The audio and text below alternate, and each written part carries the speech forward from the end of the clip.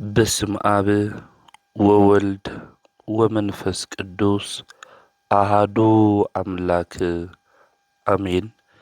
ይትባረክ እግዚአብሔር አምላከ አበዊነ ለዘአብጽሐነ እስከ ዛቲ ሰዓት ቅድሚ ኩሉ ልዕሊ ኩሉ ናብዛ ሰዓት እዚኣ ዘብጽሐና ናይ ኣቦታትና ናይ ቅዱሳን ኣምላኽ ናትና እውን ኣምላኽ ቅዱስ እግዚአብሔር ስሙ ዝተኸበረን ዝተመስገነን ይኹን። እማ ኣምላክ ወላዲተ ኣምላክ ቅድስቲ ቅዱሳን ድንግል ማርያም ስለ ፍጹም ኣዶነታ ስለ ፍጹም ክብራ ክብርን ምስጋናን ይብጽሐያ። ከምኡውን ቅዱሳን ኣቦታትና ቅዱሳን ኣዴታትና ብዝተውሃቦም ክብሪ መጠን ኩሉ ምስጋና ይብጽሐዮም። ክርስቶስ ተንሥአ እሙታን በዓቢይ ኃይሎ ስልጣን አሰሮ ለሰይጣን አግዓዞ ለአዳም ሰላም እሚዜሰ ኮነ ፍስሐ ወሰላም። ብትንሣኤኡ ትንሣኤና ዘአወጀልና ካብ ሙታን ድማ በኩሩ ኮይኑ ዝተንስአ ብጐይታና ብመድኃኒትና ብኢየሱስ ክርስቶስ ፍጹም ሰላም ከመይ ኣለኹም ከመይ ትኾኑ? ሰላም እግዚአብሔር ምስ ኩላትኩም ይኹን። እንኳዕ ንሊቀ መላእክት ቅዱስ ገብርኤል ወርሓዊ በዓል ብሰላም ኣብጽሐኩም ኣብጽሐና። እግዚአብሔር ሰናይ ፍቃድ ንሎማዓንቲ እንመሃሮ ናይ ትምህርትና ርእሲ ዝኸውን ኣነ ኣብ ቅድሚ እግዚአብሔር ጠጠው ዝብል ገብርኤል እየ። እዚ ቃል እዚ እንረኽቦ ኣብ ሉቃስ ወንጌል ምዕራፍ 1 ቁጽሪ 19 እዩ። መልአኩ ቅዱስ ገብርኤል ናብ ዘካርያስ ካህን ተላኢኹ ኣነ ኣብ እግዚአብሔር ቅድሚ ጠጠው ዝብል ገብርኤል እየ ኢሉ ተናጊርዎ እዩ። ገብርኤል ማለት እግዚ ወገብሪ ማለት እዩ። ኣምላክ ሰው ኮይኑ ሰብ ድማ ኣምላክ ኮይኑ ማለት እዩ። ኣብዚ ኣብ መልክዓ ቅዱስ ገብርኤል ሰላም ለዝክረ ስምከ ክንብል እንተለና ገብርኤል ብሄል እግዚአብሔር እግዚ ወገብረ ማለት ምዃኑ ይነግረና እዩ። ኦ ገብርኤል ተመርሚሩ ንዘይብጻሕ ስም ኣጸዋውዓኻ ሰላም እብል ኣለኹ። ነገር ግን ኣምላክ ሰው ኮይኑ ሰብ ድማ ኣምላክ ኮይኑ ማለት ይመስል እዩ ዝብለና። ስለዚ ገብርኤል ማለት ኣምላክ ሰው ኮይኑ ሰብ ድማ ኣምላክ ኮይኑ ማለት እዩ። ከምኡውን ሊቃውንቲ ክናገር እንተለዉ ናይ እግዚአብሔር ኣገልጋሊ ማለት እውን ምዃኑ ናይ ቅዱስ ገብርኤል ሹም ይነግሩና እዮም። ስለዚ ቅዱሳን መላእክቲ ዝተሸከምዎ ሽም ናይ እግዚአብሔር ሹም እዩ። ሚካኤል ኢልና ክንጽውዕ እንተለና ከም እግዚአብሔር ዝበለ ማንም የለን ማለት እዩ። ሩፋኤል ክንብል እንተለና እግዚአብሔር ሓኪም እዩ ማለት እዩ። ኡራኤል ክንብል እንተለና እግዚአብሔር ብርሃን እዩ ማለት እዩ። ስለዚ ቅዱሳን መላእክቲ ዝተሸከምዎ ሽም ናይ እግዚአብሔር ሹም እዩ። ኣብ መወዳእታ እውን ኤል ኤል ዝብል ኒአውኦም እዩ ሽሞም ማለት እዩ። ስለዚ ኤል ገብርኤል፣ ሚካኤል፣ ኡራኤል፣ ሩፋኤል ነበልና ክንጽውዖም እንተለና ኤል ኤል ዝብል እኒኦ። እዚ ማለት ኤሎሄ ማለት እዩ። ናይ እግዚአብሔር ሹም እዩ ኤሎሄ ማለት። ስለዚ ቅዱስ ገብርኤል እውን ዝተሸከሞ ሽም ናይ እግዚአብሔር ሹም እዩ። ካብቶም 7 ሊቃነ መላእክት እንብሎ እውን ሓደ እዩ ቅዱስ ገብርኤል። ካብ ቅዱስ ሚካኤል ቀጺሉ መበል ካልኣይ ማለት እዩ ስልጣን ዘለዎ መልአክ ሊቀ መላእክት ቅዱስ ገብርኤል እዩ። እዚ መልአክ እዚ እዩ ናብ ናይ ቅዱስ ዮሃንስ መጥምቅ ኣቦኡ ናብ ዘካርያስ ክለኣኽ እንተሎ ቅዱስ ሉቃስ እውን ከም ዝጸሓፈልና ክልቲኦም ኣብ ቅድሚ እግዚኣብሔር ቅዱሳን ከም ዝነበሩ ጻድቃን ከም ዝነበሩ ዘካርያስና ኤልሳቤጥ ቅዱስ ሉቃስ ይነግረና እዩ። ኣብ ቅድሚ ሰብ ይኾነ ኣብ ቅድሚ እግዚኣብሔር ቅዱሳን ከም ዝነበሩ ንእግዚኣብሔር ድማ ብንጽህና ኮይኖም ዘገልግሉ ሰባት ከም ዝነበሩ ናብ እግዚኣብሔር መልአክ ድማ ናብ ቅዱስ ኢያቄም ከምኡውን ናብ ቅድስት ኤልሳቤጥ ድማ ንእግዚኣብሔር መልአክ ተላኢኹ እዩ ማለት እዩ። እዚ መልአክ እዚ ዝተለኣኸ ድማ መልአኩ ቅዱስ ገብርኤል እዩ ማለት እዩ። ብዘመን ሄሮድስ ንጉስ ይሁዳ ሓደ ካብ ክፍሊ ክህነት ኣብያ ዝኾነ ዘካርያስ ዝበሃል ካህን ነበረ። ካብ ዘርኢ ኣሮን ዝኾነት ኤልሳቤጥ እትበሃል ሰበይቲ ድማ ነበረቱ። ክልቲኦም ከዓ ኣብ ቅድሚ እግዚኣብሔር ብኩሉ ትእዛዛት እግዚኣብሔርን ሕግጋትን ብዘይነቐፋ ዝመላለሱ ጻድቃን ነበሩ እዩ ዝብል። ስለዚ ንእግዚኣብሔር ሕጊ ንእግዚኣብሔር ትእዛዝ ዝሕልው ዝነበሩ ብዘይነቐፋ ድማ ዝመላለሱ ዝነበሩ ጻድቃን እዮም። እንተኾነ ኤልሳቤጥ መኻን ስለ ዝነበረት ውላድ የነበሮምን ክልቲኦም ድማ መዋዕሎም ዝሓለፎም ኣረጋውያን ነበሩ። እንሆ ዘካርያስ ብተርኡ ኣብ ቅድሚ እግዚኣብሔር ብግብሪ ክህነት ከግልግል እንተሎ ከም ስርዓት ካህናት ናብ ቤተ መቅደስ ናብ እግዚአብሔር ቤተ መቅደስ ኣትዩ ዕጣን ክዓጥን ተራ በጽሖ በቲ ግዜ ዕጣን ክዓጥን እንተሎ ዘካርያስ ድማ ሽዑ መልአክ እግዚአብሔር ብወገን የማን እቲ መሰውዕ ዕጣን ቆይሙ ተራእዩ። ዘካርያስ ናብ ቤተ መቅደስ እዩ ኣትዩ እቲ ህዝቢ እውን ብወጻኢ ኮይኑ ይጽልይ እዩ ኣሎ። ሽዑ መልአክ እግዚአብሔር ተራእይዎ እዩ ማለት እዩ። እቲ ህዝቢ ክጽልይ እንተሎ እሱ እውን ክዓጥን ናብ ቤተ መቅደስ ክኣቲ እንተሎ ማለት እዩ። ዘካርያስ ምስ ረኣዮ ደንገጸ፣ ዓብዪ ፍርሃት እውን ወረዶ። እቲ መልአክ ድማ ዘካርያስ ጸሎትካ ተሰሚዕልካ እዩ እሞ ኣይትፍራህ፣ ሰበይትኻ ኤልሳቤጥ ወዲ ክትወልድ እያ፣ ስሙ ዮሃንስ ኢልካ ክትሰሚዕ ኢኻ፣ ንሱ ሓጎስን ደስታን ክኾነልካ እዩ፣ ብምውላዱ እውን ብዙሓት ክሕጎሱ እዮም። ኣብ ቅድሚ እግዚኣብሔር ዓብዪ ክኸውን እዩ እሞ ወይንን ዘሰክር መስተን ከቶ ኣይሰቲን እዩ። ገና ኣብ ማህፀን እንኡ እንተሎ መንፈስ ቅዱስ ክመልኦ እዩ። ካብ ህዝቢ እስራኤል ንብዙሓት ናብ እግዚአብሔር ኣምላኾም ክምልሶም እዩ። ንሱ ንእግዚአብሔር ብቁዕ ህዝቢ ምእንቲ ከዳሉ ልቢ ኣቦታት ናብ ውሉድ ንዘይ እዙዛት ድማ ናብ ጥበብ ጻድቃን ምእንቲ ክምልስ መንፈስን ብሓይሊ ኤልያስ ቅድሚ ጎይታ ክኸይድ እዩ። ዘካርያስ ከዓ ነቲ መልአክ ኣነ ኣሪገ እየ፣ ሰበይተይ እውን መዋዕላ ሓሊፉ እዩ፣ እዚ ከመይ ኢሉ ክኸውን ብምንታይ ክፈልጦ እየ ኢሉ ተናጊሩ እዩ። እቲ መልአክ መሊሱ ኣነ ኣብ ቅድሚ እግዚኣብሔር ዝቐውም ገብርኤል እየ፣ ንዚ ክነግረካን ከብስረካን ናባኻ ተላኢኸ ኣለኹ። ስለዚ መልአኩ ቅዱስ ገብርኤል ዝተናገሮ ቃል እዚ እዩ። ጸሎትካ ተሰሚዑ እዩ ዘካርያስ ኣይትፍራህ ኢሉ ተናጊሩ። ንዘመናት ዝበኻኻዮ ዝሓዘንካዮ ነገር ሁሉ እንታይ ኮይኑ ተሰሚዕልካ እዩ ኢሉ ኣብሲርዎ እዩ። ስለዚ መልአኩ ቅዱስ ገብርኤል ናይ ሓጎስ ናይ ደስታ ዘብስር መልአክ እዩ ማለት እዩ። ስለዚ እዚ መልአክ እዚ ኣነ ይነግረካ ኣለኹ ከብስረካ ድማ መጽአ እየ፣ ኣነ ድማ ኣብ ቅድሚ እግዚኣብሔር ጠጠው ዝብል ዝቐውም መልአክ እየ ኢሉ ተናጊርዎ እዩ ማለት እዩ። ስለዚ መልአኩ ቅዱስ ገብርኤል ሓጎስ ብስራት ዘብስር መልአክ እዩ። ንዝተጨነቁ ሁሉ ጭንቀቶም ካብኦም ንክውገድ፣ ሓዘኖም ካብኦም ንክውገድ ናይ ሓጎስ ዜና ዘስምዕ መልአክ እዩ። ንዘካርያስ እውን መጺኡ ጸሎትካ ተሰሚዕልካ እዩ፣ ኣይትፍራህ ሰበይትካ እውን ክትወልድ እያ ወዲ ኢሉ ተናጊርዎ እዩ ማለት እዩ።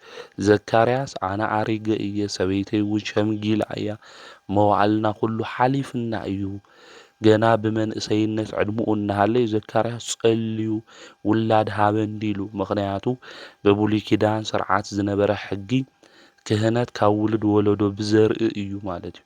ስለዚ ንዑ ዝትክእ ውላድ ንክህቦ ታገልግሎት እውን ከቅጽል ዝኽእል ውላድ ንክህቦ ናብ እግዚአብሔር ዘካርያስ ለሚኑ እዩ። ዘካርያስ ለሚኑ ድሕር ገዲም ተስፋ የውሊ ኢሉ ዝዓጽቦ ፋይሉ ኣብ እርጋኑ ኣምላኽና ቅዱስ እግዚአብሔር ዝለመናዮ ዘይርስዕ ኣምላኽ እዩ። ንሕና በኺና ሓዚንና ለሚንና ተስፋ ዝቆረጽናሎም ነገራት ሁሉ ድሕር ገዲም ዋጋ የብሎሚ ለወልናዮም ነገራት ሁሉ ኣምላኽና ቅዱስ እግዚአብሔር ከም ዘካርያስ ኸዚ ነገራትኩም ሁሉ ከስተኻኽልየ ኢሉ ናይ ሓጎስ ብስራት ዘብስር መልአክ ናብ ኩልና ህይወት እግዚአብሔር ይልእኽ እዩ ማለት እዩ። ስለዚ ዘካርያስ ረሲዕዎ ነይሩ እዩ። እግዚአብሔር ግን ዝለመናዮ ሕድሕድ ነገር ዘይርስዕ ኣምላክ ምዃኑ ምፍላጥ ምርዳእ የድሊ እዩ ማለት እዩ። ስለዚ ዘካርያስ ኣነ ዓሪገ እየ ሰበይተይ መዋእለ ሓሊፉ እዩ ኢሉ ክናገር እንተሎ እቲ መልአክ ድማ ከብስረካ ክናገረካ መጺአ እየ ኣነ ድማ ኣብ ቅድሚ እግዚአብሔር ጠጠው ዝብል መልአክ እየ ኣብ ቅድሚ እግዚአብሔር ጠጠው ኢለ ምሕረት ዝልምን ንደቂ ሰባት ዘማልድ መልአክ እየ ኢሉ ክናገር እንተሎ እዩ ማለት እዩ። ኣብዚ ግዜ እዚ ዘካርያስ ተኸራኺርዎ እዚ መልአኽ ድማ ከምዚ ኢልዎ እቲ ነገር እሱ እስካብ ዝፍጸም ዘረባይ እውን ስለዚ ኣመንኻ እስካብ ዝፍጸም ባሃምኹን ምዝራብ እውን ክትስእኒ ኢኻ ኢሉ ዝመልአክ እዚ ተናጊርዎ እዩ ማለት። ድሕር እዚ ዘካርያስ ካህኑ እስካብ መጥምቀ መለኮት ቅዱስ ዮሃንስ ዝውለድ ባሃም ኮይኑ ምዝራብ እውን ኣይኽእል ነይሩ ማለት ምክንያቱ ናይቲ መልአክ ቃል ስለ ዘይተቐበለ ማለት እዩ።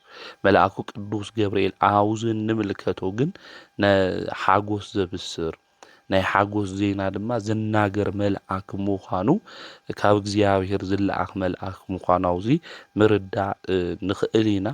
መጺኡ ቅዱስ ገብርኤል እውን ልደት ዮሃንስ ተናጊሩ እዩ ኣብሲርዎም። ንሕና ኣብዚ ዓለም እዚ ክንነብር እንተለና ድማ እንጭነቆም ነገራት ሁሉ እኒአውና ሓጎስ ክንሰምዕ እንደሊ ኢና። ምክንያቱ ከዚ ንሰምዖም ዘለና መርድእ እዩ፣ ሓዘን እዩ፣ እዝንና ደስ ዘይብሉ ነገራት ኢና እንሰምዕ። ብዓይንና እንሪኦም ነገራት ድማ ጥዑይ ዘይኮኑ ነገራት እዩ። ጽባሕ ደ ክጅመር ይኾን ሎሙ ደ ክጅመር ይኾን ውግእ ወረ ውግእ እናበልና ኣብ ሓዘን ውሽጢ ኣብ ጓሂ ውሽጢ ዘለና ብዙሓት ሰባት ኢና። እግዚአብሔር ኣምላክና መልአኩ ቅዱስ ገብርኤል ልኢኹ ናይ ብስራት ናይ ሓጎስ ዜና ንኹልና ንከስምዐና ንኣምላኽና ናይ እግዚአብሔር ቅዱስ ፍቃድ ይሆነልና። መልአኩ ቅዱስ ገብርኤል ናይ ጎይታና መድኃኒትና ኢየሱስ ክርስቶስ እውን ልደት እምቤትና ቅዱስተ ቅዱሳን ድንግል ማርያም ከም ትጸንሱ እውን ዘብሰራ እዚ መልአክ እዚ እዩ። ብሻልሻይ ወርሒ መልአክ ገብርኤል ናዝሬት ናብ እትበሃል ከተማ ገሊላ ካብ ዓሌት ዳዊት ዝኾነ ዮሴፍ ንዝበሃል ሰብ ናብ ዝተሓጽያ ናብ ሓንቲ ድንግል ካብ እግዚአብሔር ተለኣኸ። ስማ እታ ድንግል ከዓ ማርያም ይበሃል እዩ ዝብል። ስለዚ ቅዱስ ዮሴፍ ንከልግልግላ እምቤትና ድንግል ማርያም ተሓርዩ ተመሪጹ እዩ ማለት። ስለዚ ዮሴፍ ይሕልዋ የግልግላ ይንከባኸባ እውን ነይሩ እዩ ማለት እዩ። ስለዚ ናብኡ እምቤትና ቅድስተ ቅዱሳን ድንግል ማርያም ኣብ ገዝኡ ስለ ዝነበረት ካብ ቤተ መቅደስ እውን ስለ ዝወሰዳ መልአኩ ቅዱስ ገብርኤል ድማ ለእምቤትና ቅድስተ ቅዱሳን ድንግል ማርያም ምእንቲ ከብስራ ጎይታ መድኃኒት ኢየሱስ ክርስቶስ ከም ትጸንስ ምእንቲ ከብስራ ድሕሪ ሻልሻይ ወርሒ ንዘካርያስን ንኤልሳቤጥን ምስ ኣብሰሮም ምስ ተናገረ ድሕሪ ሻልሻይ ወርሒ ኤልሳቤጥ እውን 6 ወርሒ ምስ ኾና ምስ ጸነሰት መልአኩ ቅዱስ ገብርኤል ናብ ቤትና ቅዱሳን ድንግል ናብ ሓንቲ ድንግል ተላኢኹ እዩ። ንሕና ድንግልናና ብኃጢአትና ምክንያት ሁሉ ካባና ተወሲዱ ነይሩ እዩ። ብስጋኣ ብነብስኣ ብህሊናኣ ሁሉ ንጽሕቲ ድንግል ዝኾነ ፍጽምቲ ድንግል ዝኾነ ወትረ ድንግል ዝኾነት እምቤትና ቅዱስተ ቅዱሳን ድንግል ማርያም ናብ ሓንቲ ድንግል መልአኩ ቅዱስ ገብርኤል ተላኢኹ እዩ። እቲ መልአኽ ንሳ ናብ ዘለቶ ኣትዩ ድማ ኦ ምልእተ ጸጋ ደስ ይበልኺ እግዚአብሔር ምሳኺ እዩ ንስኺ ካብ አንስቲ ዝተባረኽኺ ኢኺ በላ። መልአኩ ቅዱስ ገብርኤል ለእምቤትና ቅዱስተ ቅዱሳን ድንግል ማርያም ኣመስጊንዋ። ኣብ ጸሎትና ሁሉ እውን ሽሙን ንጽውዖ ኩሉ ሻዓም ንገብሮ ጸሎት ሁሉ በሰላም ቅዱስ ገብርኤል መልአክ ኦ እግዚእትየ ማርያም እናበልና በቅዱስ ገብርኤል ሰላምታ ሰላም እናበልና ለእመቤትና ቅድስተ ቅዱሳን ድንግል ማርያም ነምስግና ኢና። ስለዚህ ውዳሴ ማርያምና ኣብ ይወድስዋ መላእክት ከምኡውን ኣብ ኩሉ ሻዕ እንገብሮ ጸሎት ናይ ቅዱስ ገብርኤል ሹም ንጽውዕ ኢና ማለት ካብቶም ካልኦት መላእክቲ ናይ ቅዱስ ገብርኤል ሹም እናጸዋዕና ንክንጽሊ ቤተ ክርስቲያን ትእዝዘና እያ ማለት እዩ። ስለዚ ኣቡነ ዘበሰማያት ኢልና ጸሎት ክንገብር እንተለና በሰላመ ቅዱስ ገብርኤል መልአክ ክንብል እንተለና ዝጸሎት እዚ ኢና ኩሉ ሻዕ እንጽልዮ መልአኩ ቅዱስ ገብርኤል ለእመቤትና ቅድስተ ቅዱሳን ድንግል ማርያም ኸይዱ ኦ ምልእተ ጸጋ ደስ ይበልኺ እግዚአብሔር ምሳኺ እዩ ንስኺ ካብ ኣንስቲ ኩሉ ዝተባረኽኺ ኢኺ ኢሉ ተናጊርዋ እዩ። ንሕና እውን ቅዱስ ገብርኤል ኣብነት ጌርና ኢና ለእመቤትና ቅድስተ ቅዱሳን ድንግል ማርያም ብሩክቲ ኣንቲ እማንእስቲ እናበልና ከምኡ እውን ናይ እግዚአብሔር ጸጋ ናይ እግዚአብሔር ምሕረት ኣባኺ ብዙሕ እዩ ሞገስን ክብርን ኣብ ቅድሚ እግዚአብሔር ረኺብኺ ኢኸ እናበልና እመቤትና ቅድስተ ቅዱሳን ድንግል ማርያም እናመስግና ንዚ እዩ ማለት። ስለዚ እቲ መልአክ ኦ ማርያም ኣብ ቅድሚ እግዚአብሔር ሞገስ ረኺብኺ ኢኹም ኣይትፍርሒ እነሆ ክትጸንሲ ወዲ እውን ክትወልዲ ኢኺ ስሙ ድማ ኢየሱስ ክትብልዩ ኢኺ።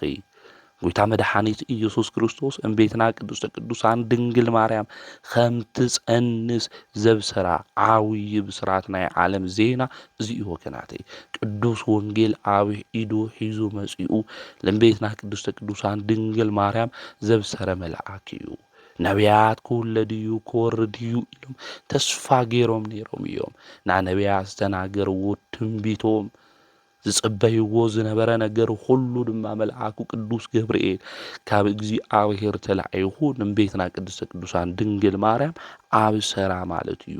ክትጸንሲ ኢኺ ወዲ ክትወልዲ ኢኺ ኢልዋ ስሙ ድማ ኢየሱስ ክትብልዩ ኢኺ ንሱ ዓብዪ ክኸውን ወዲ ልዑል እግዚአብሔር ክበሃል እዩ። እግዚአብሔር ኣምላክ ድማ ዙፋን ኣቦኡ ዳዊት ክህቦ እዩ። ንሱ ኣብ ቤተ ያዕቆብ ንዘለዓለም ክነግስ እዩ። ንመንግስቱ እውን መወዳእታ የብሉን በላ።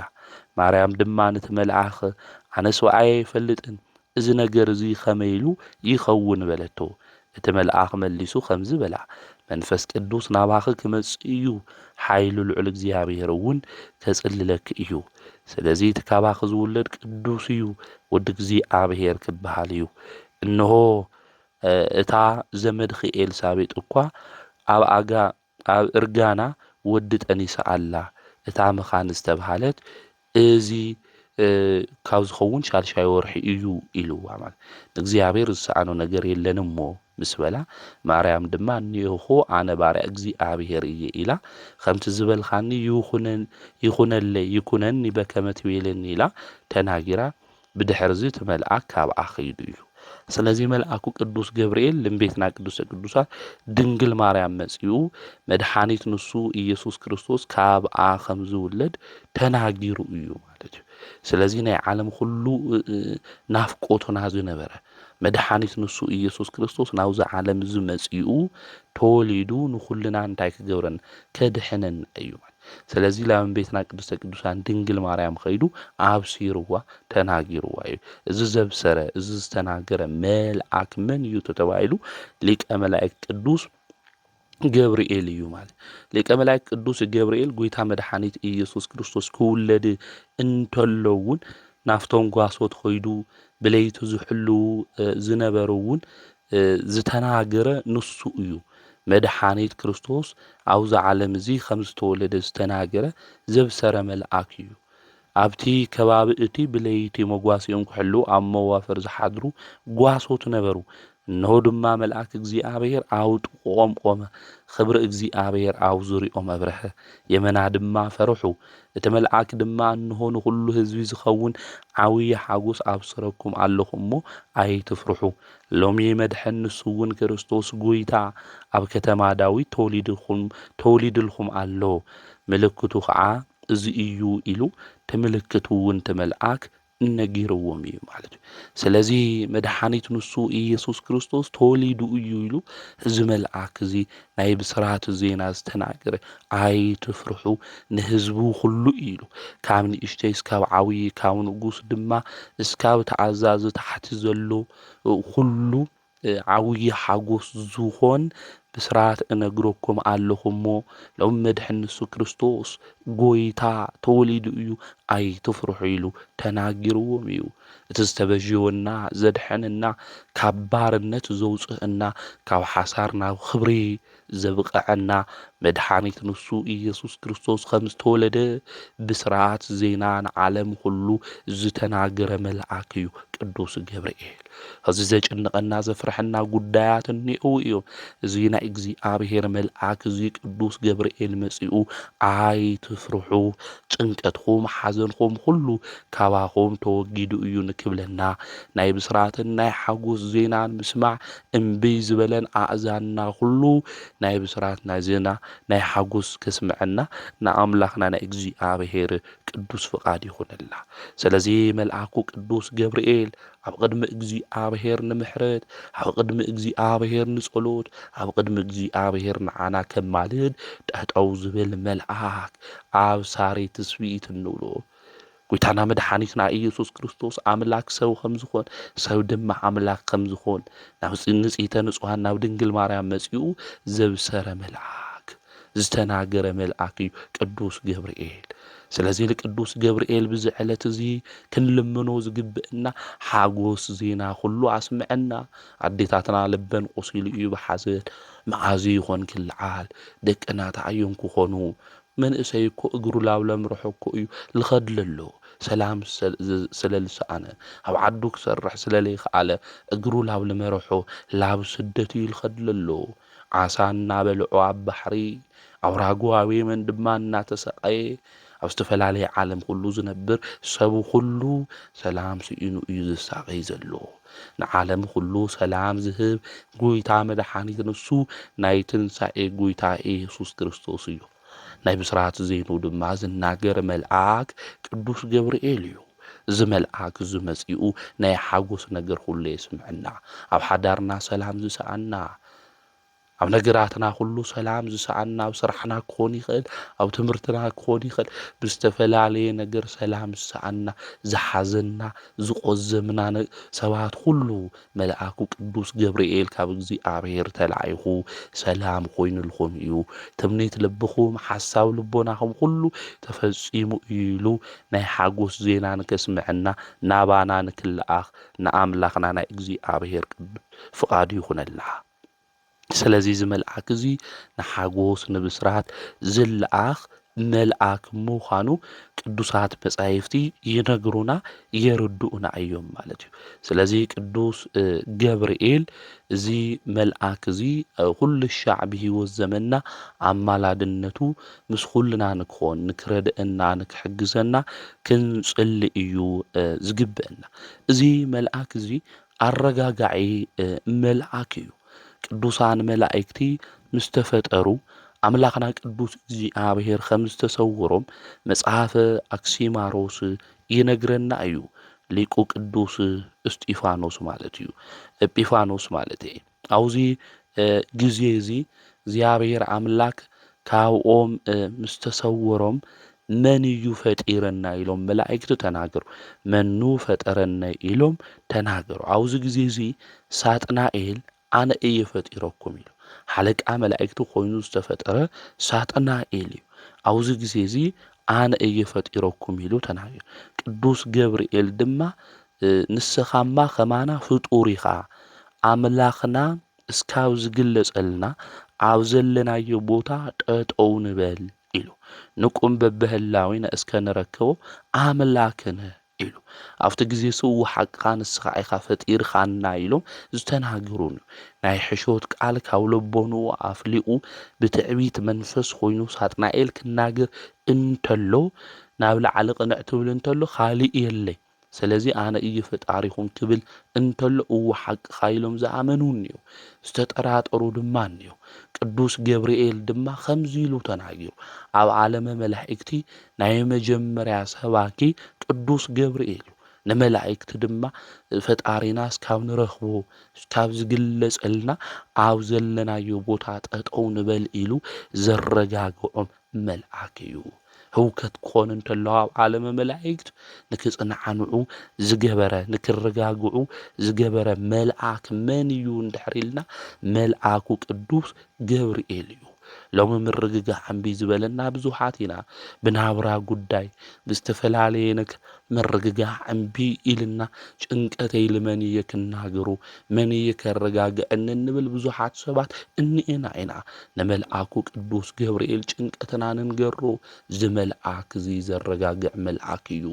ንህወኽ ዘለና ንጭነቕ ዘለና ምርግጋዕ እምቢ ኢልና ናብ ምንታይ ኢና ንኸድ እንታይ ኢና ክንትንፍስ እንብል ኩልና መልአኩ ቅዱስ ገብርኤል ዘረጋግዕ መልአክ እዩ። ኣብዚ ግዜ እዚ መልአኩ ቅዱስ ገብርኤል ከረጋግዖም እንተሎ ብሃይማኖቶም ጽንዓት ጠጠው ዝበሉ መላእክቲ ነይሮም እዮም። እቶም ዝተጠራጠሩ ጎይታ ክግለጽ እንተሎ ንዓየር ኣጋንንቲ ኢልና እንጽውዖም እዩ። ከምኡ እውን ሳጥናኤል ንሰይጣን ንዲያብሎስ ዝኣመኑ ድማ እኒኡ ምስኡ ሞት ተፈሪድሎም ናብ ገሃንም ድማ ዝኸዱ እኒአው እዮም ማለት እዩ። ናዩ ኣገልገልቲ ዝኾኑ ማለት እዩ። ነገር ግን ንከይጠራጠሩ ዘረጋግዕ መልአክ እሱ እዩ እሞ ሎሚ እውን ከረጋግዐና መልአኩ ቅዱስ ገብርኤል ናብ ኩልና ይምጽአልና። እዚ መልአክ እዚ ከምኡ ኢሉ ስለ ዘረጋግዐ ናይ ጎይታ ናይ ልደቱ ብስራት ዜና ንክናገር እውን እግዚኣብሔር ኣምላክ ገይርዎ እዩ ማለት እዩ። እና ቅዱስ ገብርኤል ኩሉ ሻዕ ኣብ ጸሎትና እንጽሊ ተለና ሽሙ ንጽውዖ መልአክ እዩ ከምቲ ዓንቱ ዝበልናዩ ኣቡነ ዘበሰማያት ክንብል ተለና ብሰላም ቅዱስ ገብርኤል ንብል።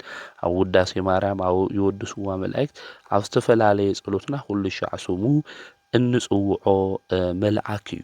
እዚ መልአክ እዚ ጸሎት ዝሰምዕ መልአክ እዩ። ጸሎት ሰሚዑ ድማ መልሲ ልክመጸልና ካብ እግዚኣብሔር ዝገብር መልአክ እዩ ማለት እዩ።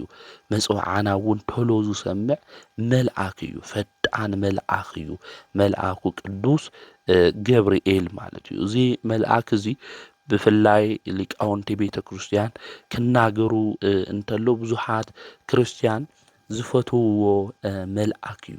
ንቅዱስ ገብርኤል ለሚኑ ከምዚ ኣምላኽኻ ምስ ቅዱስ እግዚኣብሔር ኣማልደኒ ኢልና ሽሙ ጸዊዕና ናይ ቅዱስ ገብርኤል መጽዋዕና ኩሉ ነገርና ተናጊርና መልሲ ዘይረኸበ ሰብ መን እዩ ወገናተይ? ፈጢኑ ናብ ኣምላኹ ናብ እግዚኣብሔር ኸይዱ። ምክንያቱ ኣብ ቅድሚ እግዚኣብሔር ጠጠው ዝብል መልአክ እዩ። ለለመና ንዓና ድሕነት ድማ ዝልምን መልአክ እዩ። ስለዚ እዚ መልአክ እዚ ለሚንናዮ ኣማልደና ሓግዘና ርድኣና ኢልና መጽዋዕውን ኣትዩና ሓደራኻ ቅዱስ ገብርኤል መልአክ ዘዕበይኻኒ መልአክ ኢልና ተናጊርና መልሲ ዘይተመለሰሉ ሰብ እኮ የለይ። ልቡ ዘይተረጋግዐ ሰብ የለይ። ጭንቀቱ ሁሉ ዝሓዘነሉ ነገር ሁሉ ናብ ሓጎስ ዘይተቀየረሉ ሰብ የለይ ማለት። ስለዚ መልአኩ ቅዱስ ገብርኤል ክብረ በዓሉ ክንርኢ እንተለና ወርሓዊ በዓሉ ክንርኢ እንተለና ብዙሓት ሰባት መጽዋዓ ከምጽኡ እንተለዉ ንምልከት ኢና። ቅዱስ ገብርኤል ኣይሰሚዕኒ ከምዚ ኢለ ነጊረዮ ነይረ ነገራተይ ሁሉ ንክስተኻኸል እዚ መልአክ እዚ ገይሩ እዩ ኢሎም ሰባት ክናገሩ እንተለዉ ንምልከት ኢና። ንዓዓቶም ከም ዝሰምዐ ሁሉ ንዓና እውን ከም ዝሰምዐ ሁሉ ዝተጨነቁን ዝሓዘኑ ሰባት ሁሉ መልአኩ ቅዱስ ገብርኤል ፈጢኑ በጺሑ እቲ ዝደልይዎ ነገር ሁሉ ካብ ኣምላኽ ካብ እግዚኣብሔር ተላኢኹ መጺኡ ንከስተኻኽለሎም ናይ ኣምላኽ ናይ ቅዱስ እግዚኣብሔር ቅዱስ ፍቃድ ይኹነላ። እዚ መልአክ እዚ ብርሃናዊ መልአክ እዩ። ቅዱስ ዮሐንስ ወልደ ነጎድጓድ ኣብ ረኣዩ ክናገር እንተሎ ድሕር እዚ ዓብዪ ስልጣን ዘለዎ ካሊእ መልአክ ረኣኹ ካብ ሰማይ ክወርድ እንተሎ ማለት እዩ ረኣኹ ኢሉ ተናገረ። ካብ ክብሩ ዝተልዓለት ድማ ምድሪ በረኸት ኢሉ እዩ ዝናገረና። ስለዚ መልአኩ ቅዱስ ገብርኤል ብርሃናዊ መልአክ እዩ። ካብ ክብሩ ዝተልዓለ ምድሪ እንታይ ትኾን እትበርሀሉ መልአክ እዩ ማለት እዩ። ስለዚ ብርሃናዊ መልአክ ቅዱስ ገብርኤል ኣብዚ ኣብ ራእይ ዮሐንስ ክናገር እንተሎ ዝተናገሩ እዩ። ቅዱስ ዮሐንስ ወልደ ነጎድጓድ ነቢዩ ዳዊት እውን ንመላእክቲ ናይ ሓዊ ነበልባል ዝገብር እናበለ ክናገር እንተሎ ንምልከት ኢና። ቅዱስ ገብርኤል እውን ነበልባላዊ መልአክ እንብሎ እውን ነዚ እዩ ማለት እዩ። ቅዱስ ገብርኤል ሓያል መልአክ እዩ። ቅዱስ ዮሐንስ ብራእዩ ብርቱዕ መልአኽ ደመና ተጎናጺፉ ካብ ሰማይ ክወርድ እንተሎ ተመልከትኩ እዩ። ስለዚ ብርቱዕ መልአክ ኣብ ርእሱ ድማ ቀስተ ደመና ዝነበሮ ገጹ ድማ ከም ፀሓይ ዘብርህ እግሩ ድማ ከም ሓዊ ዓምዲ ዝኾነ ከም ዝረአየ ይነግረና ማለት እዩ። እና ዝተኸፈተት ንእሽተይ መጽሓፍ ድማ ብኢዱ ሒዙ የማናይ እግሩ ኣብ ባሕሪ ጸጋማይ እግሩ ድማ ኣብ ምድሪ ኣቐመጠ እዩ ዝብል ማለት እዩ። ስለዚ ቅዱስ ገብርኤል ብርቱዕ መልአክ ሓያል መልአክ ምዃኑ ኣብዚ ብራእዩ ክርኢ እንተሎ ቅዱስ ዮሐንስ ኣብ ራእይ ዮሐንስ ምዕራፍ 10 ቁጥሪ 1 ክናነብብ እንተለና ንረኽቦ ኢና ማለት እዩ። ቅዱስ ገብርኤል ናይ መላእክቲ ሓለቃ እዩ። ካብቶም 7 ሊቃነ መላእክቲ እንብሎም ሓደ እዩ። ብፍላይ ናይ ራማ ልኡል ኢልና እንጽውዖ እዚ መልአክ እዩ። ኣብ ራማ ዝነብሩ ናይ ኣርባብ ኣብኡ ዘለዉ መላእክቲ ማለት እዩ ሓለቃ እዩ ማለት እዩ። ናይ መላእክቲ ሰማይ ኢልና እንጽውዖም 3 እዮም፣ ኢዮር፣ ኤረርና ራማ ማለት እዩ። ኣብኡ ድማ ዝተኸፋፈሉ ከተማታት እኒአው ማለት ናይ ኣርባብ ከተማ ድማ ሓለቃ እዚ መልአክ እዚ ቅዱስ ገብርኤል እዩ ማለት እዩ። እዚ መልአክ እዚ ካብቶም 7 ሊቃነ መላእክቲ ሓደ ምዃኑ ሄኖክ እውን ኣብ መጽሓፉ ይነግረና እዩ። ነብዩ ሄኖክ ኣብ ልዕሊ ሰራዊት ኩሉ ዝተሾመ መልአኩ ቅዱስ ገብርኤል እናበለ ይነግረና እዩ። ናይ ራማ ልኡል እናበልና ናይ ራማ መልአክ እናበልና እውን እንጽውዖ ነዚ እዩ። ቅዱስ ገብርኤል ፈጣን መልአክ እዩ። ሊቃውንቲ ቤተ ክርስቲያን ከም ዝብሉና እውን ጌታና መድኃኒትና ኢየሱስ ክርስቶስ ክስቀል እንተሎ መከራ ከበጽሖ እንተሎ ተመልኪቱ ርእዩ ኣይኽእል ኢልዎ ሰይፉ እንታይ ገይሩ እዩ ደብሪ እዩ ማለት እዩ። ዓለም እስካብ ዝሓልፍ ቅዱስ ገብርኤል ዝወርወሮ ዝደብረዮ ሰይፊ ዓርፊ ኢሎም እውን ሊቃውንቲ ቤተ ክርስቲያን ይናገሩ እዮም ማለት እዩ። ስለዚ መልአኩ ቅዱስ ገብርኤል ፈጣን መልአክ እዩ። ፈጣን መልአክ ምዃኑ እውን ኣብዚ ኣብ መጽሓፉ ክነንብብ እንተለና ኣብ ቅዱስ ገብርኤል ድርሳን ንረኽቦ ኢና ማለት እዩ። ስለዚ መልአኩ ቅዱስ ገብርኤል ነብዙሓት ቅዱሳን ኣቦታትና ኣዴታትና ከብስሮም እንተሎ ክረድኦም እንተሎ ብፍጥነት እውን ናብኦም ክመጽእ እንተሎ ቅዱሳት መጻሕፍቲ ይነግሩና የረድኡና እዮም። ቅዱስ ገብርኤል ብብሉይ ኪዳን ኾነ ብሓዱሽ ኪዳን ንዝነበሩ ኣቦታት ንዘለዉ እውን ዝሕግዝ መልአክ እዩ። ንኡ እዩ እውን ኣነ ኣብ ቅድሚ እግዚኣብሔር ጠጠው ዝብል መልአክ እየ ኢሉ እውን ዝተናገረ ብዙሓት ቅዱሳን እውን ገድሎም ንክፍጽሙ ገድሎም ፈጺሞም ድማ ናይ ህይወት አክሊል ንክቐበሉ ዝገብር መልአክ እዩ። አናንያ፣ አዛርያ፣ ሚሳኤል ኣብቲ ዘመን እሱ ዝነበረ ንጉስ ናቡከደነፆር ጣዖት ጠጠው ኣቢሉ ኩሉ ሰብ ክሰግድ እንተሎ ኣብ ትንቢተ ዳንኤል እውን ካብ ምዕራፍ 1 ጀሚርና ክነንብብ እንተለና ታሪኮም ብስፍሓት ንረኽቦ ኢና።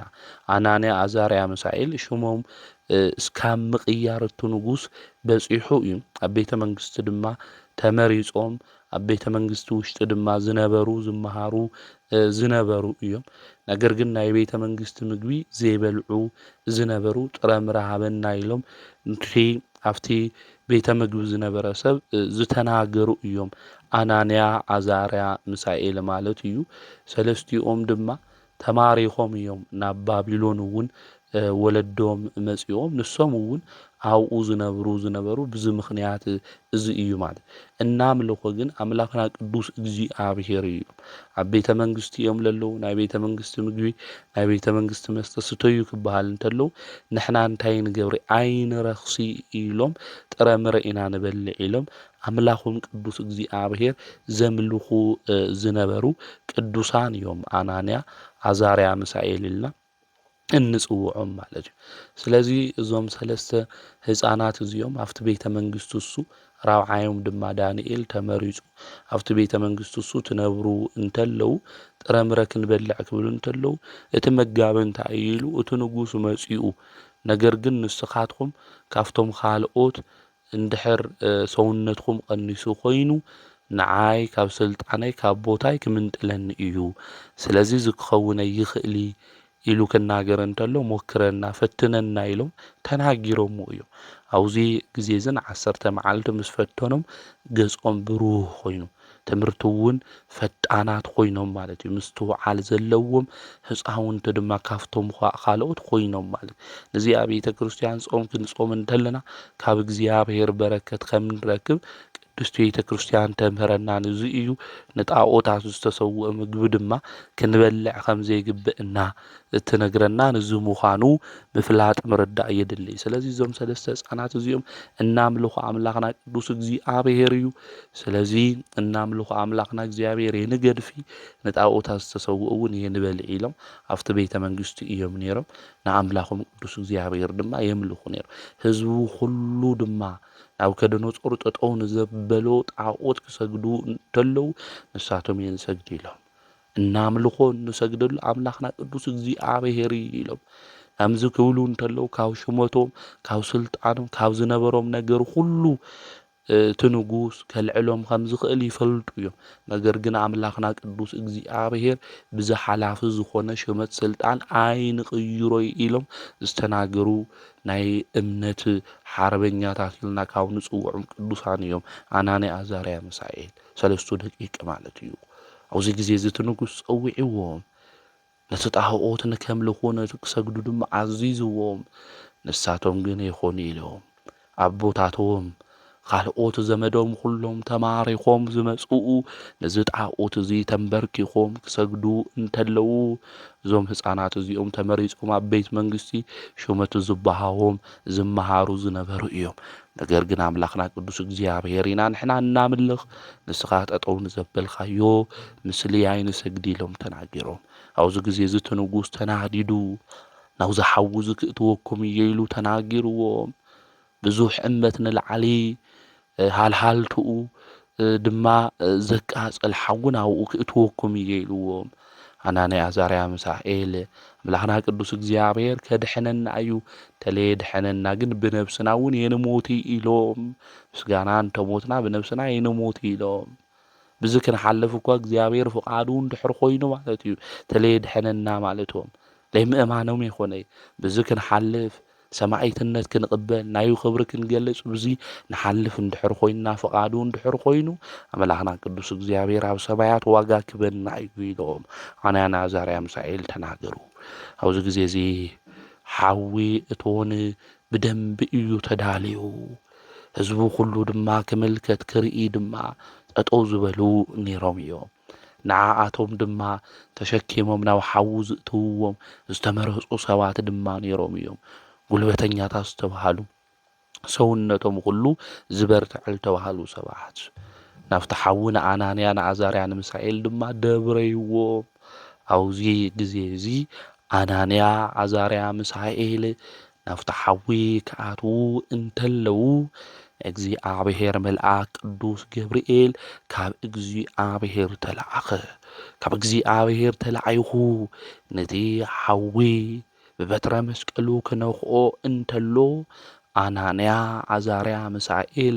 ኣብ ማእኸል ሓዊ ኮይኖም ዝመላለሱ ዝዝምሩ ኮይኖም ንአምላኽና ንቅዱስ እግዚአብሔር መስገንዎ ስብሐት ለእግዚአብሔር እናበሉ ልዑል እዩ እግዚአብሔር እናበሉ ፍጥረታት ኩሎም ድማ እግዚአብሔር ከም ዘመስግንዎ አናንያ አዛርያ መዝሙር ዘመሩ ሓሙኽሽቲ ክኾኑ እዮም ዝተባሃሉ አናንያ አዛርያ ሚሳኤል ንአምላኾም ንእግዚአብሔር ስለ ዝኣመኑ እቲ ዝኣመንዎ አምላክ መልአኩ ቅዱስ ገብርኤል ልኢኹ ካብቲ ሓዊ ንክድሕኑ ገይርዎም እዩ እቶም ዝደብረይዎም ጉልበተኛታት ዝተባሃሉ ሰውነቶም ድልዱል ዝተባሃለ ሰባት ግን እቲ ሃልሃልታ ኣቃጺልዎም እዩ ሓሙኽሽቲ ኮይኖም እዮም ናብቲ ሓዊ ዝኣተዉ አናንያ አዛርያ ምንም ከይኾኑ እቶም ዝደብረይዎም ግን ሓሙኽሽቲ ኮይኖም እዮም አናንያ አዛርያ ሚሳኤል ዝኣመንዎ አምላክ እግዚአብሔር ድንቂ ተኣምር ዝገብር እዩ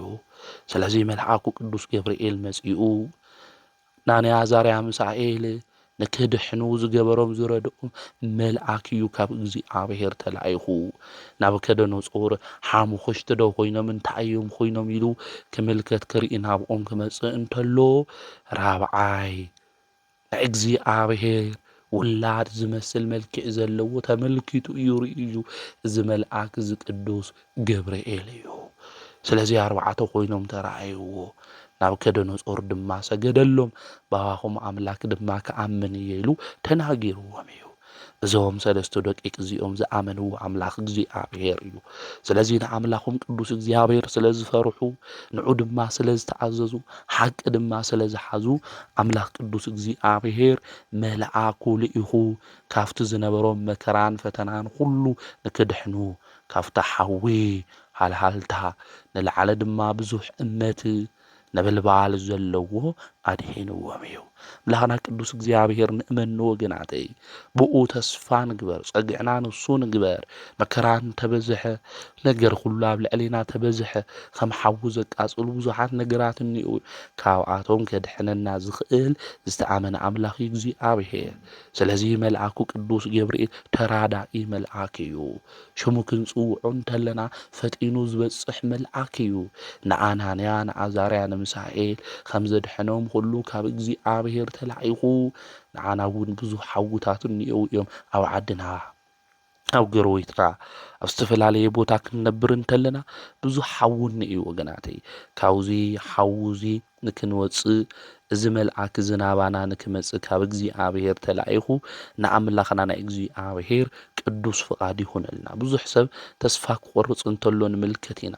ካብዚ ሓዊ እዚ ከመይ ኢለ እየ ዝወፅእ፣ ካብዚ ፈተና እዚ ከመይ ኢለ እየ ዝወፅእ፣ ዘውፅአንስ መን እዩ ዝብል ብዙሕ ሰብ እኒአና እዩ። ኣምላኽና ቅዱስ እግዚኣብሔር ንእመኖ እምበር ንኣናንያ ንኣዛርያ ንሚሳኤል ትማሊ መልአኩ ልኢኹ ከም ዘድሐኖም ኩሉ ሎሚ እውን እዚ ፈጣን መልአክ እዚ ናባና ልኢኹ ከም ዘድሕነና ክንፈልጥ ክንርዳእ ይግብአና። ነቶም ንእግዚኣብሔር ዝፈርሑ የተኣየን መልአክ እግዚኣብሔር ኣውደሙ ኮኢሉ ለእለ ይፈርሁ ወያድህኖሙ ኮኢሉለና። ንእግዚኣብሔር ዝፈርሑ ንእግዚኣብሔር ዝእዘዙ ኣብ ዙርዮም ናይ እግዚኣብሔር መልአክ ይሰፍር።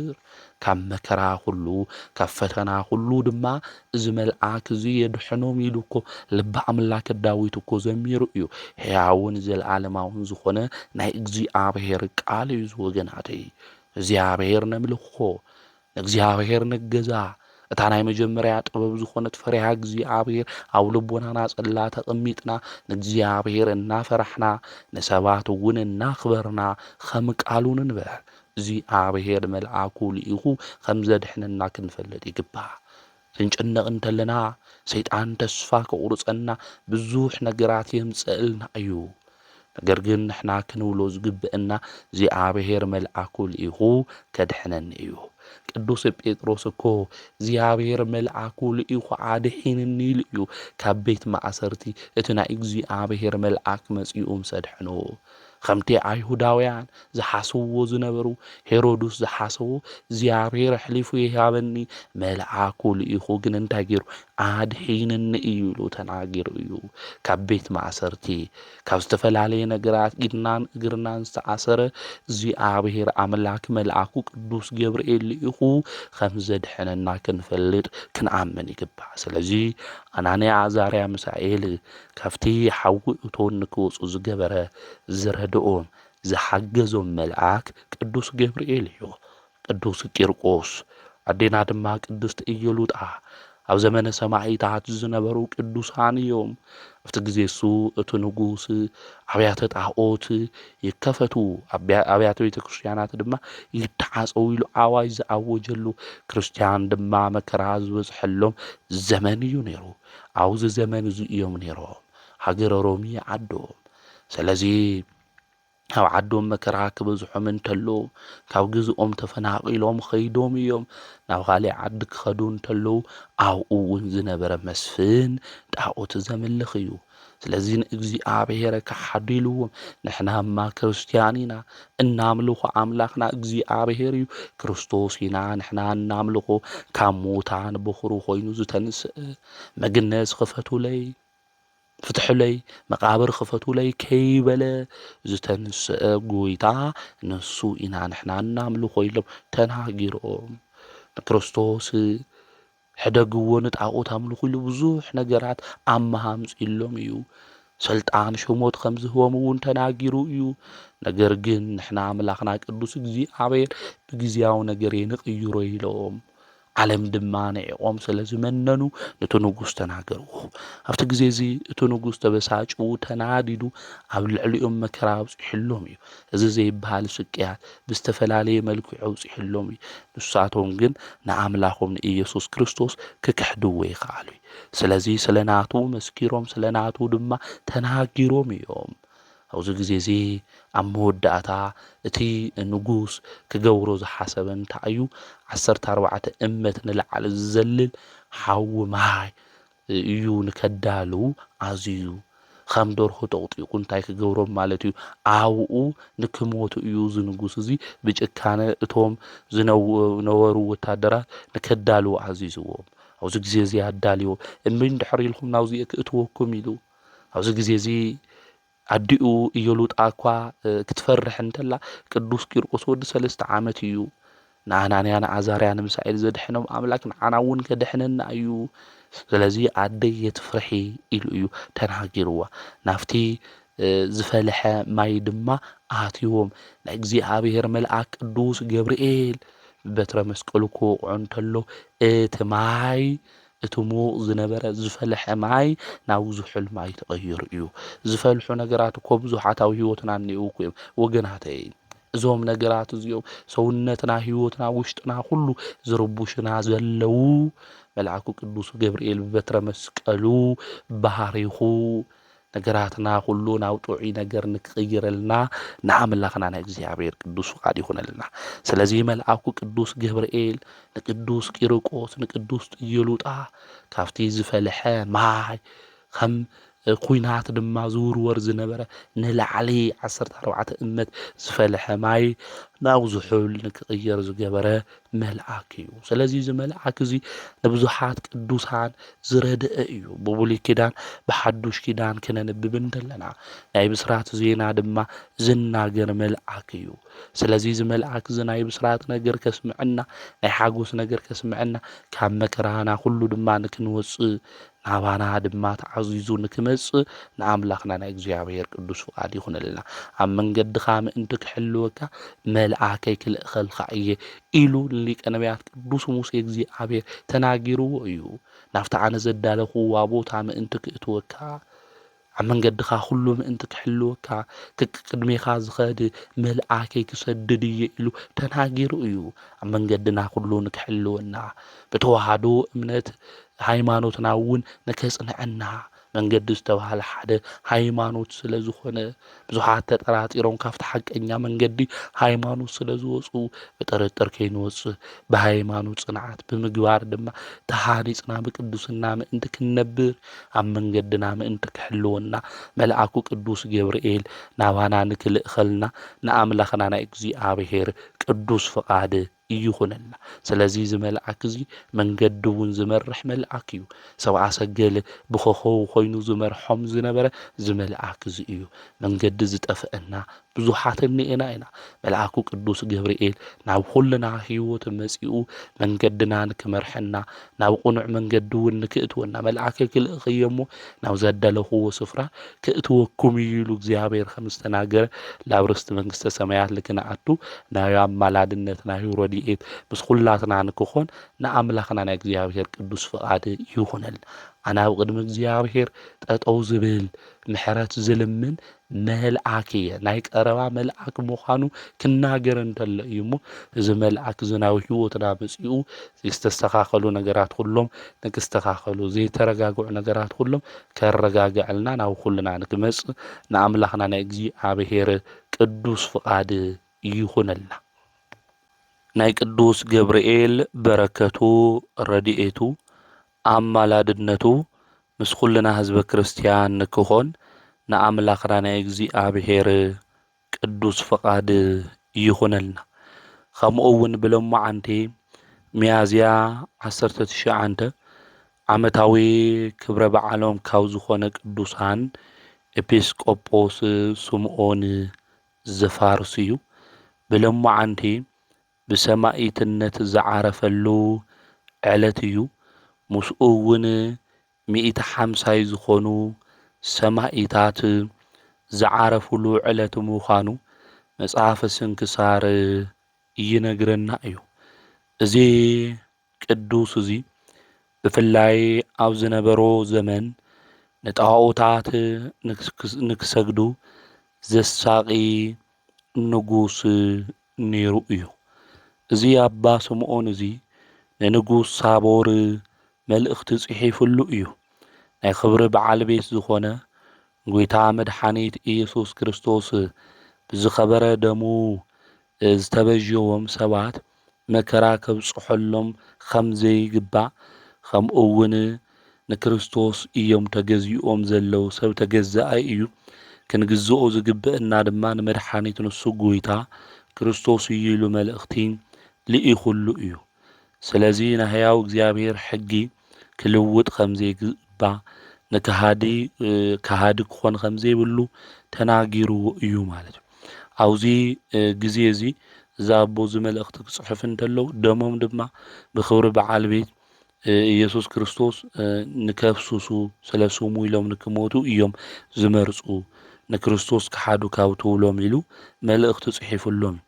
ንጉስ ሳቦር እዚ መልእኽቲ እዚ ምስ አንበበ ብጣዕሚ ተናዲዱ ማለት እዩ። ስለዚ ብክልተ ኢዱ ብሰንሰለት ተኣሲሩ እዛ ኣቦ እዚ ናብ እስር ቤት ንክኣቱ ኣዚዙ እዩ ማለት እዩ። ኣብዚ ግዜ እዚ ብሃይማኖቶም ምክንያት ዝተኣሰሩ ከምኡ እውን ካሊእ ወንጀላት ሰሪሖም ዝተኣሰሩ እስረኛታት እዚ ኣቦ እዚ ይረክብ። እዚ ቅዱስ እዚ ምስ ረኸቦም ድማ ገሲጹ ኣምሂርዎም ንሳቶም እውን ተጸጺቶም ብጎይታ መድሓኒት ኢየሱስ ክርስቶስ ኣሚኖም መስኪሮም ርእሶም እውን ብሰይፊ ተቖሪጹ ናይ ህይወት ኣክሊል እውን ተቐቢሎም እዮም። ድሕሪዚ እዛ ኣቦ እዚ ንምስክርነት ናብ ሸንጎኦም ማለት እዩ ኣቕሪቦሞ ምስኡ እውን 150 ዝኾኑ ሰባት ነይሮም እዮም ማለት እዩ። ስለዚ ክምስክሩ እንተለዉ ንሕና እናኣምኑ እናምልኾ ጎይታ መድሓኒት ኢየሱስ ክርስቶስ ይክብሉ እንተለዉ ክሳዶም ብሰይፊ ቆሪጽዎም እዩ። ኣብዚ ግዜ እዚ ድማ እዛ ኣቦ እዚ የጽናዕንዖም እዩ ነይሩ። ድሕሪዚ ካብ ሰይፊ ዝተለዓለ ዝፈርሑ ዝደንገጹ ነይሮም እዮም። ሃይማኖቶም ክክሕዱ ዝበሉ ኣይትደንግጹ ናይ ሰይፊ በትሪ ርኢኹም ውሽጥኹም እንታይ ክፈርሕ ኣይግቦይ ክጠራጠር ኣይግቦይ ምስ ሰማዕታት እውን ክትቁጸሩ ኢኹም ናይ ክብሪ በዓል ዋና ክርስቶስ እውን ከንግሰኩም እዩ ንዘለዓለም ኢሉ ዛቦ እዚ የጽናዕንዖም ነይሩ። ሰማዕትነት እንታይ ምዃኑ እውን የምህሮም ይግስጾም ነይሩ እዩ ኣብዚ ግዜ እዚ ማለት እዩ። ስለዚ ሃምዚ ኢሉ እናመኸረ ናይ ህይወት ኣክሊል ንክቕበሉ እውን ገይርዎም እዩ ማለት እዩ። ኣብዚ ግዜ እዚ ባሴቅ ዝተባሃለ ሰብ እውን ከሲሶሞ እቲ ንጉስ እውን መልሓሱ ንክቁረጽ ገይሩ ከምኡ እውን ቆረቦቱ ንክግፈፍ ገይሩ ነብሱ እውን ኣሕሊፍዎ ናይ ዓወት ኣክሊል እውን ተቐቢሉ እዩ ማለት እና ብዚ ስቃይ እዚ እዮም ቅዱሳን ኣቦታትና ኣዴታትና ዝሓልፉ ንክርስቶስ የንክሕዲ ኢሎም ማለት እዩ። ድሕሪ እዚ ዝኸበረ ስምዖን እውን ናብኡ ቀሪቡ ንኣማልክቲ ስገድ ክብሎ እንተሎ ኣነማ ክሰግድ ኣይግብአኒ ክሰግዶ ዝግብአኒ ኣምላኸይ ቅዱስ እግዚኣብሔር እዩ ኢሉ ተናጊሩ ጽኑዕ ዝኾነ ስቅያት እውን ኣብ ልዕሊኡ ኣውፂሕሉ እዩ። ነቲ ንጉስ እውን ትእዛዙ ኣና ይቕበሊ ስለ ዝበሎ ብሎሙዓንዲ ሚያዝያ 19 ክሳዱ ብሰይፊ ተቖሪጹ ሰማዕትነት ተቐቢሉ እዩ። እዚ ኣቦና እዚ ናይዚ ኣቦና እዚ በረከቱ ረድኤቱ ኣማላድነቱ ምስ ኩልና ህዝበ ክርስቲያን ንክኾን ንኣምላኽና ናይ እግዚኣብሔር ቅዱስ ፍቃድ ይኹነልና። ስለዚ እዞም ቅዱሳን እዚኦም ህይወቶም ክንርኢ እንተለና ኣምላኽና ቅዱስ እግዚኣብሔር የንክሕዲ ዝበሉ ስለ ኣምላኾም ስለ ቅዱስ እግዚኣብሔር ድማ ዝመስከሩ እዮም ማለት እዩ። ካሊእ ብሎሙዓንቲ ክንምልከቶ ክንሪኦ ዝግብአና ዘመን እውን ዘመነ ትንሣኤ ስለ ዝኾነ ናይ ትንሣኤ ብስራት ብመላእክቲ አንደበት እውን ከም ዝተነገረ ቅዱሳት መጻሕፍት ይነግሩና እዮም። ቅዱሳት ኣንስት ጎይታና መድኃኒትና ኢየሱስ ክርስቶስ ሽቶ ክንቀብኦ ኢለን ናብ መቃብር ክኸዳ እንተለዋ እቲ ናይ እግዚኣብሔር መልአክ ኢየሱስ ካብ ሙታን ማእኸል ንምንታይ ኢኸን ትደልያ ተላዒሉ እዩ አውዚ የለ ኢሉ ተናጊርዎን እዩ ልተን ቅዱሳት አንስቲ ማለት። ስለዚ ናይ መጀመርያ ናይ ጎይታና መድኃኒትና ኢየሱስ ክርስቶስ ስለ ትንሣኤኡ ዝመስከሩ ዝተናገሩ ቅዱሳን መላእክት ምዃኖም ቅዱሳት መላእክት ናይ ክርስቶስ ትንሣኤ እውን ከም ዝተናገሩ ቅዱሳት መጻሕፍት ይነግሩና። ኣብዛ ወንጌለ ማቴዎስ ምዕራፍ 28 እውን ክነነብብ እንተለና ድሕሪ ሰንበት ናብታ ናይ ሰሙን ቀዳሚት መዓልቲ ዘውግሕ ማርያም መግደላዊትን እታ ካልእቲ ማርያምን ነቲ መቃብር ክሪኣ መጻ። እንሆ መልአክ እግዚአብሔር ካብ ሰማይ ወሪዱ ነበረ እሞ ብርቱዕ ምንቅጥቃጥ ምድሪ ኾነ። ቅርብ ኢሉ ከዓ ነቲ እምኒ አንከባሊሉ ኣብ ልዕሊኡ ተቐመጠ። ትርኢቱ ከም መብረቕ ዘንጸባርቕ ክዳኑ ድማ ከም በረድ ጻዕዳ ነበረ። እቶም ሓለውቲ መቃብር ድማ ፈሪሖም አንቀጥቀጡ ከም ዝሞቱ እውን ኾኑ። እቲ መልአክ ድማ ነተን አንስቲ ንስኻትክንስ ንዝተሰቐለ ኢየሱስ ትደልያ ከም ዘለኸን እፈልጥ እየ እሞይ ትፍርሓ ንሱ አውዚ የለን ከምቲ ዝበሎ ተስኡ እዩ እሞ ኢሉ ተናጊርዎን እዩ። ስለዚ ጎይታ ተቐቢሩሉ ዝነበረ ስፍራ እዚ እዩ ረአያ ኢሉ እውን ተመልአክ ተናጊርዎን እዩ ማለት እዩ። ስለዚ ቀልጢፍክን ከይድክን ደቀ መዛሙርቱ ካብ ሞት ተስኡ እዩ እንሆ ንሱ ናብ ገሊላ ክቅድመኩም እዩ ኣብኡ ድማ ክትርእይዎ ኢኹም ኢልክን ነገሮኦም ኢሉ እዚ መልአክ እዚ ተናጊሩ እዩ ማለት። ስለዚ ስለ ናይ ጎይታና መድኃኒትና ኢየሱስ ክርስቶስ ትንሣኤ እውን ዘብሰሩ መን እዮም ድሕሪ ኢልና መጀመርታ ቅዱሳት መላእክቲ እዮም ተናጊሮም። እቶም ደቀ መዛሙርቱ እውን እርግጸኛ ኮይኖም ብትንሣኤኡ ዝኣመኑ መልአኩ ከፊቱ እቲ መቃብር ዝኸፈቱ እቲ እምኒ እውን ዘንከባለሎ ተመልአክ እዩ። እሱ ስለ ዘንከባለሎ እቲ መቃብር ዝነበረ እምኒ እውን አንከባሊልዎ ስለ ዝነበረ እቲ መልአክ ናፍቲ መቃብር ኣትዮም መግነዙ ሪኦም ኣሚኖም እዮም ቅዱሳን ሐዋርያት ማለት እዩ። ስለዚ ቅዱሳን መላእክት ናይ ጎይታ ልደቱ ጥራሕ ዘይኮነስ ናይ ጎይታ ትንሣኤ እውን ዘብሰሩ ቅዱሳት መላእክቲ ምዃኖም ምፍላጥ ምርዳእ የደሊ እዩ። ዘምሃረና ዝገሰጸና ናይ አቦታትና አምላክ ቅዱስ እግዚአብሔር ስሙ ዝተኸበረን ዝተመስገነን ይኹን። ወስብሐት ለእግዚአብሔር ወወላዲቱ ድንግል ወለመስቀሉ ክቡር።